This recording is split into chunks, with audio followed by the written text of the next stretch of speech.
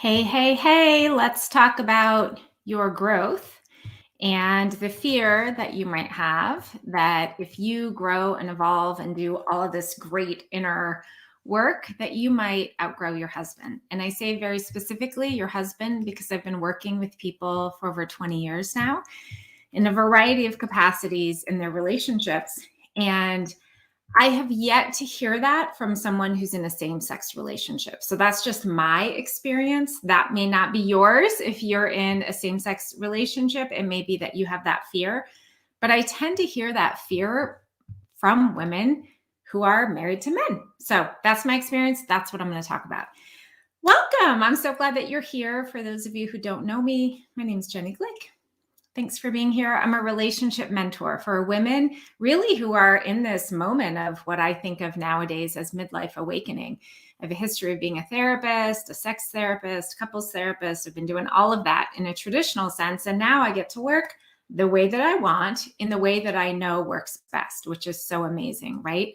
The last 4 or 5 years has given me the opportunity to really step out and do what I love to do with women like you. So let's talk about this thing called fear. And fear is a prison that you put yourself in. Fear is a cage that you're sitting in, and there's the door, and it's actually open. You could just push it open. And if it is locked, you have the key. It's called your choice. However, what so many of us are practiced and very trained at doing is staying in our own created cage of fear. And we tell ourselves all of the reasons why we can't fill in the blank. I can't, have the kind of money I want. I can't say those things to my husband or my partner. I can't have the life that I want to have because I can't move from this house or this town or whatever it might be. And every belief that you have, it's like a bar on that cage that you have put yourself in. And I don't say this in a blame way. I say it because until we recognize that it's our job to have radical accountability for all parts of our lives, what happens is we sit in a cage during our 20s, our 30s, our 40s, our 50s, and beyond. And we describe every bar in that cage. You probably know people, if you don't do this, you know people who say, well, I can't do this because of this bar that keeps me in, because everybody in my family has depression and I have depression too. I can't change this because if I say this to my husband, he'll get mad. There's a bar. Does that make sense? So we construct our own bars in our own cage, in our own prison around us. And then we look at them and say, see, this is why I can't do what it is that I want to do. And then we invite other people to validate those bars as well. We invite other people to say, isn't that true? If I ask for a raise, if I step out on my dream career, if I follow my heart and make quilts and sell them on Etsy, if I, whatever the thing is, then people won't like me. I won't belong. It's not possible, right? All of those things. And so those belief systems that you all have, that all of us have, either liberate us or they keep us in a prison. And our prisons are what we create for ourselves. And I say this with so much love and compassion because I know that everybody has different life circumstances, right? And those things are real. They are the real obstacle course that you are in this time around in your life that you get to, not need to and not have to, but that you get to learn how to navigate through, how to pivot, how to jump, how to get coaching on. How do I get over this particular obstacle? I'm not sure what to do here. So you ask for help, right? So all of us have different obstacles in our lives, and we get to get super creative about maneuvering ourselves through those obstacles in order to have the life that we want. I believe that we are souls, human spirits, having these human experiences here on this planet, and that we are divinity incarnate, which means we are here to create. We are co-creators. We are here to create cupcakes. We are here to create connection, to create families, to create art, to create beauty, to create all kinds of things in our lives. And that the only limit to our creation in this world is the prison that we put ourselves in, which is 100% dictated by the bars, the beliefs that I say are real, right? I say that they're real. And I've had thousands of those bars myself, and I've spent a lifetime working with different mentors, coaches, therapists, healers, spiritual gurus, all kinds of things in order to help show up what those bars are. I'm going to come back to the main point of this video, which is those of you, I'm talking to you right now, if you're a woman and you're in a relationship with a man and your prison that you've created is if you grow, if you heal, if you ascend, if you do your spiritual work, if you really own who you are, he's going to leave or it's going to ruin your marriage. Because that's a real fear. And that's a fear that a lot of women tell me that they have. So it's normal and it's real. Because when you fully become who it is that knocking in your heart is telling you to become, and it's telling you to become it because you're like, oh, I really want to say this, or I really want to invite my partner to do this thing, or I really don't agree with this particular thing that we're talking about, but I'm pretending like I do agree so that he doesn't get mad or my family doesn't get mad, right?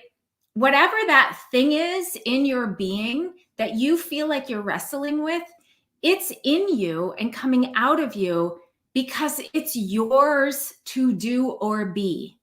Are you following me?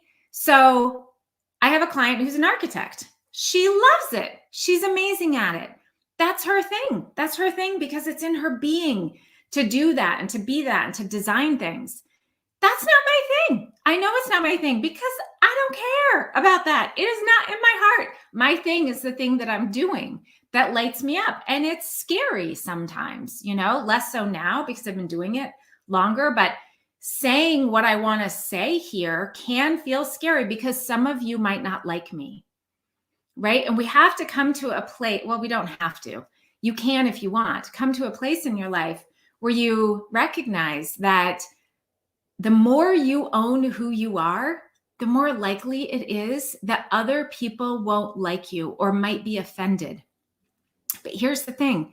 The people who have judgment about you or who are offended are probably relationships that you're outgrowing. Because I'm not exactly like everybody who I hang out with. We're different. And that's beautiful.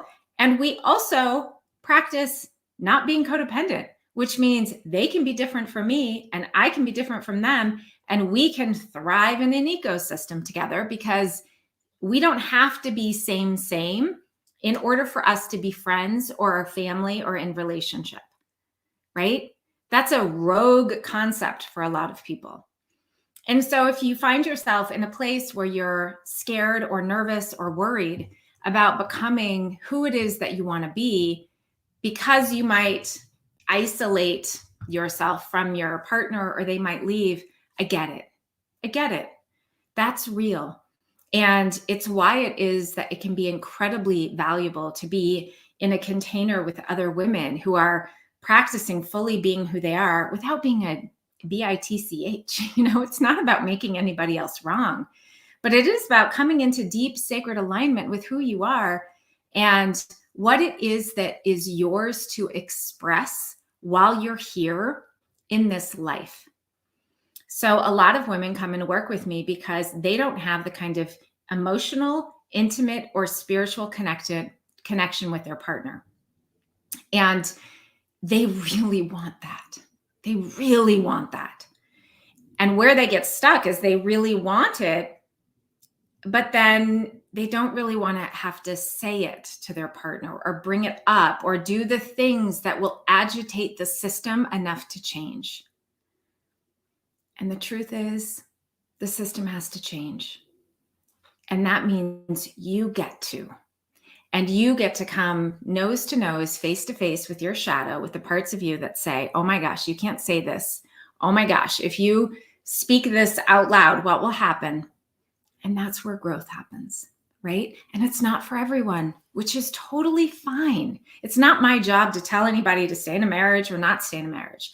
It is my great good service and invitation for a handful of women to walk them over that bridge of where they are to where it is that they want to be by them listening to themselves. So in September, I'll be opening the Sacred Self Trust Salon again for those of you who are interested in stepping in to that process. And it's an incredibly gentle process of being with yourself and listening to your own knowing. You know, the times are gone where it's about me telling you what to do. You don't need to look outside of yourself to find out what to do. It's learning how to trust what you already know that you've silenced for a really long time. So if you're a woman who does want things to be different in your marriage and you are afraid that your husband will leave, I get it. And the answer is probably less about you walking into the kitchen and telling him, you know, this is how it's going to be, and more about you listening and honoring to that small, quiet voice inside of you just a little bit more and showing up just a little bit more like yourself every single day, these micro expressions of yourself, and to allow the organic shifting of the system that maybe you've been in, the system of your marriage, for decades.